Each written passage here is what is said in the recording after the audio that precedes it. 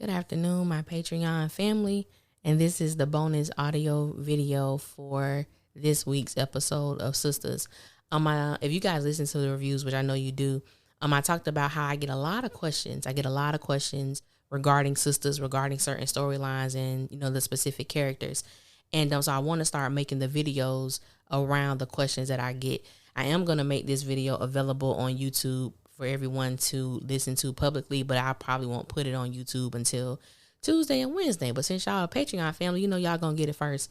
And so I hope you guys are enjoying your Sunday, and I'm definitely enjoying mine on this very cloudy day in Florida. So this was a really great question that I received, and the question is, do you believe the absence of positive black men on Sistas affect the way viewers look at Aaron? I thought this was a great question. I've been sitting with this question for a while. I think the person sent me this like a month ago, and I've just been pondering about what do I think that's an issue? What do I really feel about this question? And so I thank you for sending me this. You know who you are. Sadly, the way that Tyler writes, it automatically makes majority of the women viewers skeptical of every man who comes on the show. It could be a person who we may only see one time, and we're automatically thinking that there is something wrong with this man. Either there has to be something wrong with them. There has to be a secret that he's holding. There has to be another side to his coin. He has to be troubled mentally, emotionally, etc. He was abused as a child. He was molested as a child. His mama threw him away. It just be damning. It's just like everything just sounds so horrible. Everything sounds so horrible. But that's kind of like the mindset, the initial mindset that people have when we are introduced to a man, or when a man comes on the scene. We really don't know if he's going to be a positive presence, or if he's going to be a negative presence, if he's going to be a troubled presence. We just have no idea. But it's like, before we can really know the character, there's already a stamp of damaged goods on him. And to me, I think it goes far deeper than the character of Aaron, because sadly, most of the men that Tyler creates, they're not positive at all, or they start off great, and then after a while, it's like, well, until a woman does something so traumatizing to him that it turns these men into someone else, which also, demonstrates how Tyler writes women as these toxic beings and are solely responsible for these men turning into assholes, where some of the men take no responsibility for how their life has turned out. It has everything to do with what a woman didn't do. I truly hate that narrative, but that's what we have.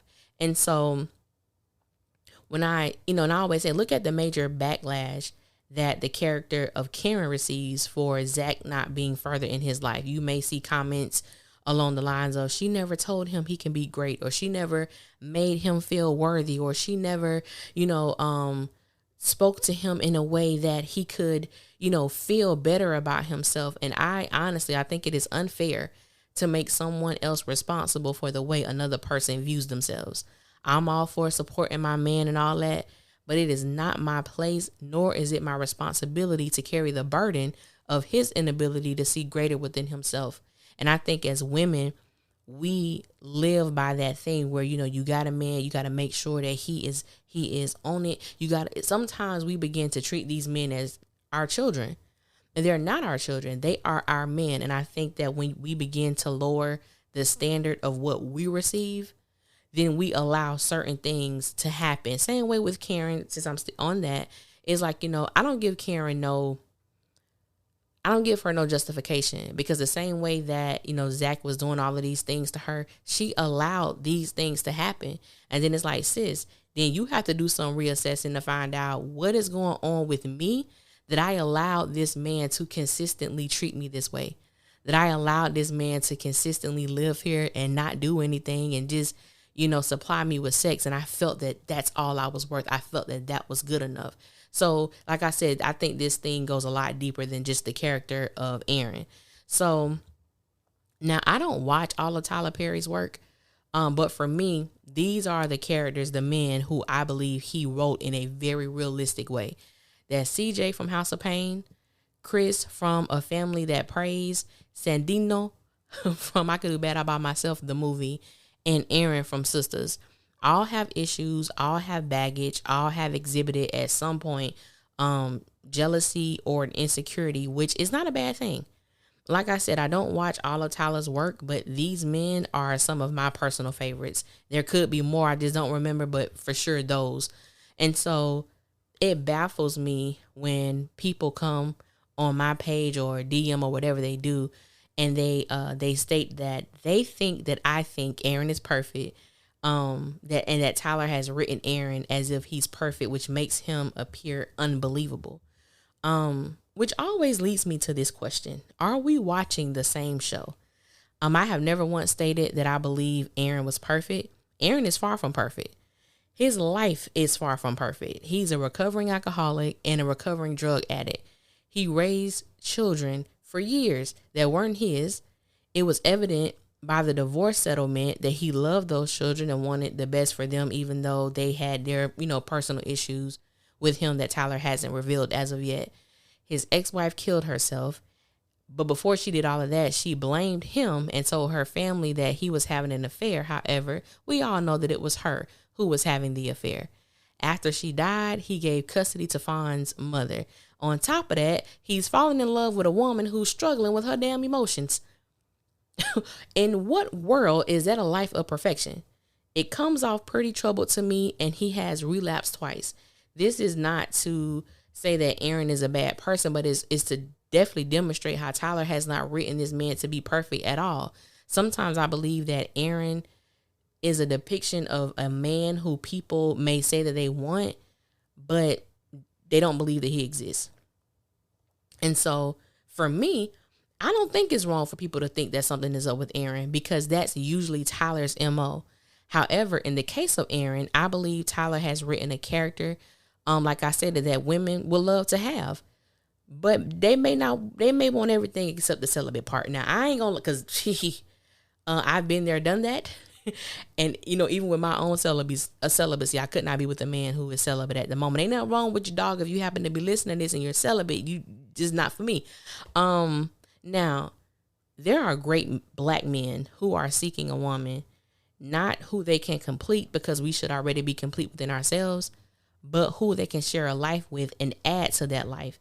And I believe that's how Tyler has depicted Aaron. I think that he has shown, like, even though he has his issues, and even though he has his baggage, and even though he do got some stuff going on, he really do. They all need to get their emotional state together, that he is still someone who is coming to be a benefit to Karen's life, and not someone who comes to take from her, not someone who comes to just, expose or release all of his internal issues to her, or to blame her for what he does. And that's one of the reasons why I really do love his character, because if he does something, he always tell her, let me worry about that.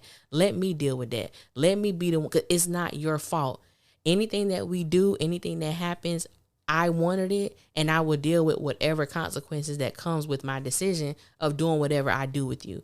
And so to me, that's big, because it's nothing like, even with a woman, men or women, there's nothing like being around somebody and they do not take responsibility for the things that they do, and they always blame someone else for their actions. And I think that's why a lot of people, come at me when it comes to the character of Zach. And so honestly, I do not even believe that Zach is a bad person. I believe that Zach is an immature ass person who blames other people for his stuff. And so, you even have people who may say, like, he don't do that anymore, or he doesn't, Fatima has came in and saved the day. And I said, why you got to do is go back a couple episodes when he got on the phone and called Fatima, and he was trying to, I guess he called himself, trying to explain to her what happened between him and Karen. He lied in that moment. He was like, he went over there to talk to her about something. He went to hug her. She leaned in and kissed him, and that's how it happened. And I'm like, Zach, baby, you lying. You're lying. And so, that's one of the reasons why I say that character is immature, because if he's trying to be in a certain place with Fatima, starting out on a lie is not the way that you do that, because he basically, released, himself for any type of responsibility. It was like, oh, Karen started kissing me. Karen leaned into me. And we all know, all of us who watch that episode when they got it in that little closet, we know that wasn't the truth. we know that Zach was the leading force in that situation. All he had to do was just be honest. That's why I call his ass immature. Not a bad person. He just it has a man body with a child mindset. That's how I view him. And so, and also too, with Aaron, I think that some people just want Aaron to be evil so it can make them feel better for not liking him. So, and so I always ask people, I may say, well, what's the reason why you don't like Aaron? Tell me that. 90% of the responses I get are, I don't like the way he yelled at Fawn and slammed his hand on the desk while he was in Andy's office. I kid you not. The majority of what people tell me, that's majority of what I hear.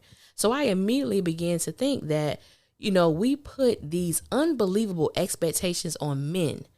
Women, I don't know why some of us feel like men are supposed to have an enormous amount of restraint.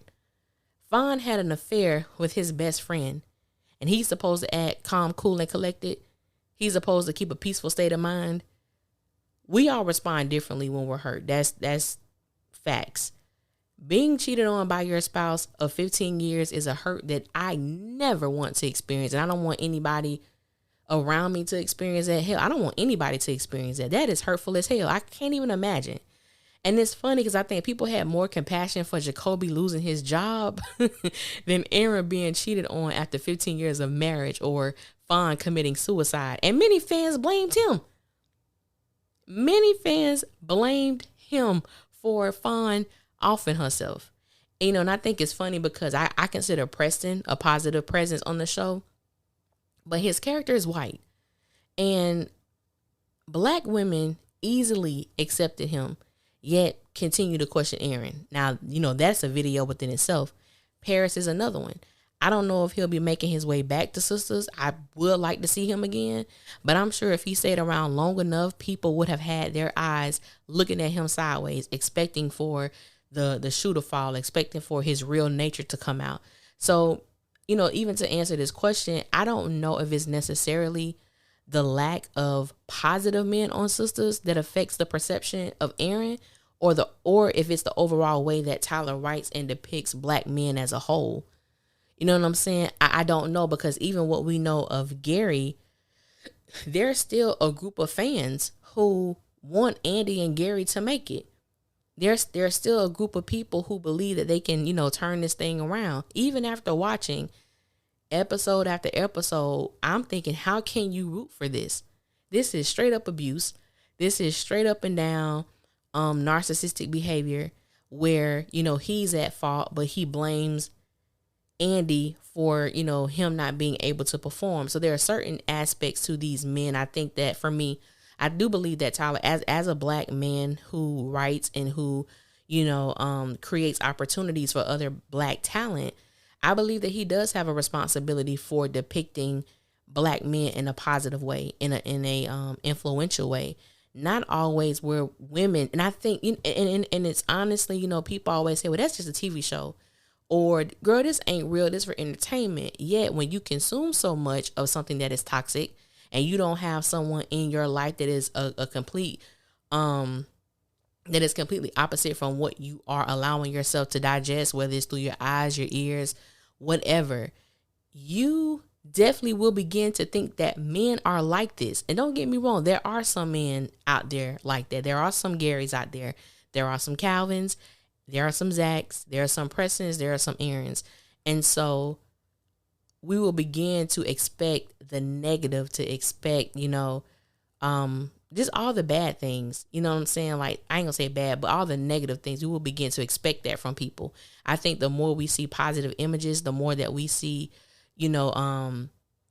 black women and black men getting along. That's why I always say Tyler don't want anybody happy. Like I said in my review, we just got Happy Karen back. Now something about to happen, and she might be gone for a little minute. We don't know. But it's like, I would love to see the depictions of black men and women in relationships that are healthy, that are beneficial, but also come with their share of issues. That's life in general. Tyler writes like this. Somebody can have an argument and they say, you know what? I don't ever want to see you again. Don't call me. Don't text me. Don't reach out to me. Don't do nothing. Just act like I don't exist to you. And that person walk out of the house and get hit by a damn semi truck. Like, that's where his mind goes. It's like, okay, Tyler, why? Why is it so hard? So anybody who writes like that, it makes me believe that there is something going on with you personally. Okay. And because you do have the resources, you know what I'm saying, to write and produce your own shows and film, you can put all of your stuff in your art. It may be stuff that pisses us off, but it still is his art, and it still is a extension of who he is. So when I see people who write some crazy stuff, I'm like, what was going on in your mind? What happened? Because stuff like that don't even pop in my head. I'm all about love. Everything I write is about love, because I love love. I love Black love. I love all kinds of love, but I love to depict love. Love in itself, you know what I'm saying, it ain't always the greatest thing. Love hurts sometimes. You know, there is loss in love. You know what I'm saying? Love shouldn't hurt, you know, romantic love like that. But when you love someone and you lose them, not just by death, but it could just be the end of a relationship, that's hurtful. You know, you have to grieve that person, grieve that loss, especially if you have invested so much time and effort into a person and you don't get anything in return. So a lot of and I think this could be even a longer video, but you know, this thing is deeper than just Aaron or the lack of positive, you know, Black men on this show.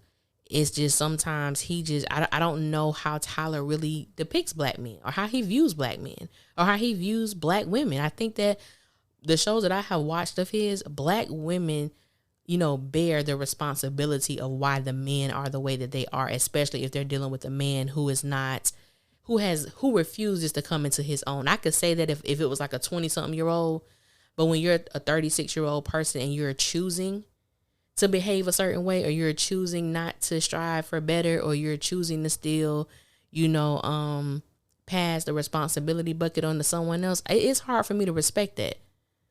You know, it really is. It's hard for me to respect that, but there should not be an absence of positive Black men on this show.